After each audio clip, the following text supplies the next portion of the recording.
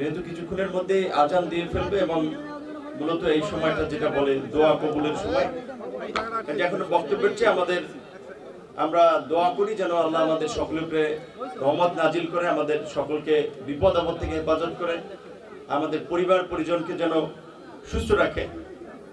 দেখবেন এই আমরা ঈদ করার প্রস্তুতি নিচ্ছি, আবার এই ঈদের সময় এই বাড়ি আসতে গিয়ে কিংবা কোনো কাজে ঢাকায় যেতে গিয়ে দেখবেন অনেকে দুর্ঘটনায় মারা যাচ্ছে। তো আমরা আল্লাহর কাছে দোয়া করি যে এই রোজার সময় ঈদের পূর্ব মুহূর্তে যেন কোনো পরিবারে এরকম কোনো দুঃখের সংবাদ না হোক, কোনো মানুষ যেন দুর্ঘটনায় না পড়ুক।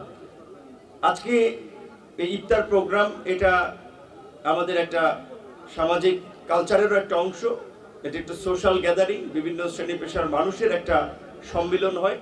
এর মধ্যে দিয়ে নিজেদের মধ্যে ভ্রাতৃত্ব, সামাজিক সৌহার্দ্য বৃদ্ধি পায়। তো আমরা চাই যে বর্তমান এই পরিবর্তিত পরিস্থিতিতে প্রায় 1 মাস হতে যাচ্ছে, একটা নতুন সরকার গঠিত হয়েছে।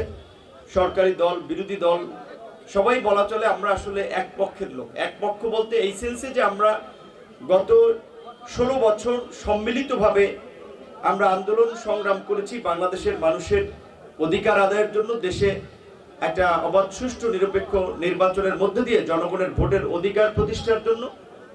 আমরা আন্দোলন সংগ্রাম করেছি সুশাসনের জন্য। আমরা কথা বলেছি মানুষের অধিকার নিয়ে, এবং সেই কথা বলতে গিয়ে আমরা অনেকে বিভিন্নভাবে নির্যাতিত হয়েছি, নিষ্পেষিত হয়েছি। আজকের আমাদের এখানে বিশেষ অতিথি গতকালকেই জেলা পরিষদের প্রশাসক হিসেবে মাননীয় প্রধানমন্ত্রী যাকে নিয়োগ দিয়েছেন শ্রেয়াংশু সরকার কুর্তিদা, সে বলছিলেন ইনফর্মাল আলোচনায় ঢাকায় থেকে যেমন আপনি, পটুয়াখালীতে আমি, সমস্ত কিছু হইলেই আমার উপরে হুলস্থুল কাণ্ড। আসলে এখানে বিভিন্ন শ্রেণী পেশার বয়সের মানুষ কতভাবে নির্যাতিত হয়েছে, নিষ্পেষিত হয়েছে। একবার 1 মিনিট যদি চোখ বন্ধ করে আপনি চিন্তা করেন, আজকে আমি এমপি হয়েছি, এখানে প্রতিমন্ত্রী হয়েছি, 1.5 বছর আগে চিন্তা করলে তো এই 5ই আগস্টের পূর্বে চিন্তা করলে আমার জেলা, অথচ এই জেলা আসার মতো একটা নিরাপদ পরিবেশ আমার জন্য ছিল না। শুধু আমার জন্য না, এখানে বিএনপি আজকে ক্ষমতা এসেছে, বিএনপির আজকে প্রধানমন্ত্রী জনগণ ভোট দিয়ে বানিয়েছে আমাদের মাননীয় প্রধানমন্ত্রী জনাব তারেক রহমান। 17টা বছর দেশের বাইরে ছিলেন, দেশে আসতে পারেন নাই।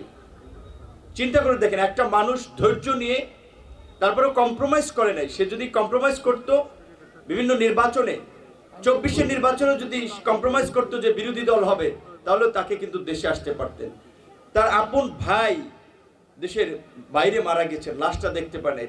তার মা বাংলাদেশের প্রধানমন্ত্রী, দেশের মানুষের আপোষের নেত্রী, কম্প্রোমাইজ করেন নাই বিদায় জেলে গিয়েছেন। কিন্তু দেশের স্বার্থে, দেশের স্বাধীনতা, সার্বভৌমত্ব, গণতন্ত্রের স্বার্থে ফ্যাসিবাদের সাথে আপোষ করেন নাই।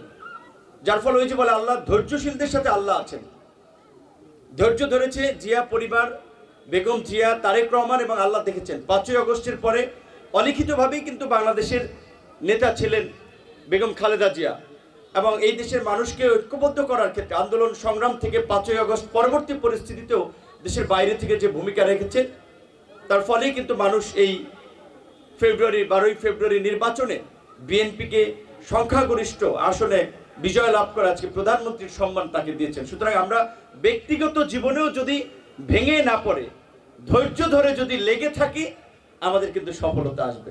কাজে কেউ হতাশ হবেন না ছোটখাটো বিষয়ে। আজকে সরকারের আরো একটি উল্লেখযোগ্য গুরুত্বপূর্ণ উন্নয়নমূলক কর্মকাণ্ড ছিল, সারা দেশে একযোগে 58টি জেলায় খাল খনন কর্মসূচি। তার পূর্বেই আপনারা জানেন ফ্যামিলি কার্ড, মসজিদের ইমাম মুয়াজ্জিনদের বেতন।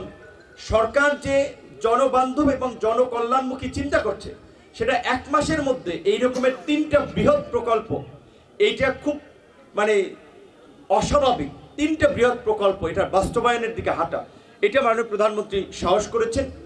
আমরা তার সাথে থেকে এদেশের মানুষের সেই নির্বাচনের আগে যে প্রতিশ্রুতি দিয়েছেন প্রধানমন্ত্রী, সেটার বাস্তবায়নে আমরা সহযোগিতা করতে চাই। জেলা উপজেলা পর্যায়ে যারা আমাদের বিভিন্ন রাজনৈতিক দলের নেতৃবৃন্দ আছেন, তাদেরকে একটা কথাই বলবো, মাননীয় প্রধানমন্ত্রী ক্যাবিনেট মিটিংয়ে আমাদেরকে যেইভাবে পরামর্শ দিয়ে থাকেন যে বিভিন্ন কাজের ক্ষেত্রে তিনি দল দেখতে চান না।